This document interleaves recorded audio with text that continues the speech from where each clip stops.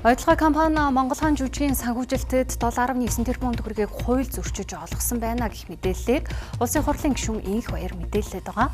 За түүний энэ мэдээлэлд Монгол хаан жүжигийн найруулагч Баатар болон бусад албан их сурвалжууд няцаалт өгч байгаа бол за тэрээр эдгээр хэлсэн үг хийсэн мэдээлэлдээ хариуцлага хүлээхэд билээ гэж мэдээллээ.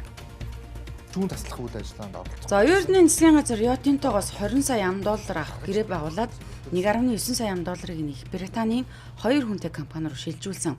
За тэр компаниас нь Монгол хаан жүжигийн гадаад сурталчилгаа хийсэн гэх тайлан ирсэн. За Эрдэнэс оюут толгой компани хууль бусаар албаны нууцын тамгад дарсан гэдгийг тагнуул тогтоосон хэмээн улсын хурлын гишүүн Инх Баяр өнөөдөр хэвлэлд ярилцлага өгтөө мэдгдсэн юм а. За энэ мэт түүний хуулийн байгууллага шалгаж тогтоосон хэсэг нь тодорхой гэж олон нийтийн анхаарлыг татахуйц ноцтой мэдээлэл хийж буй явдалд улсын хурлын зарим гишүүд хариуцлагатай байхыг анхааруулсаар байгаа. За түүнчлэн улсын хурлын гишүүн Номин Монгол хаан жүжигт ямар нэгэн байдлаар төрөөс болон төсвөөс санхүүжилт гараагүй гэдэг хариуцлагатайгаар мэдэгдээ хэмээн хэлж байна.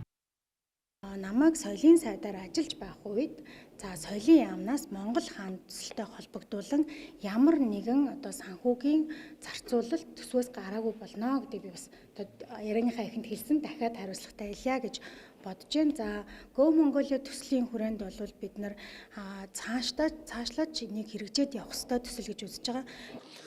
Бид одоо ингээд альва асуудлыг шийдлээ ярихгүй байна бас зарим их хурлын гишүүд ингэж ийм асуудал яриад байна л да. Уг нь энэ зөндөө асуудал байгаа. Энийг шийдэл гэж одоо ард түмэн мандатаа өгсөн болохоос яг ард түмэнтэйгээ ижилцэх ингээд асуудал үүсгээд байгаа нь одоо хувь хүний хувьд өөрийнхөө одоо энэ өнцгөөс харахад арай жоохон булчин үүссэн болов уу гэж бодож байна. Бидэнд олон төсөл хүлээх хичээдэг гэтэл эхний төслийнхөө одоо нэг алдааг арай хийж засаад дараагийн шат руу орох гэж байхад тэрийгэ буцаж эргэж бухаад хамаатуулаад байгаа нь онцгой болов уу гэж бодож байна. Нэр хүндтэй хүмүүс нэр хүндээ л сэргээх ёстой. Нэр хүндгүй хүн хүний нэр хүндийг сэргээнэ гэж байдаг. Нөгөө нэхэмжлэлээ хариуцагчаар татгатад одоо тэр хүлээж аваа юу? Үгүй тийм юм надтай холбогдсон юм алга. Захиргаан иргэний иргэн шүүхтэр Тийм алга байна. Баггүй.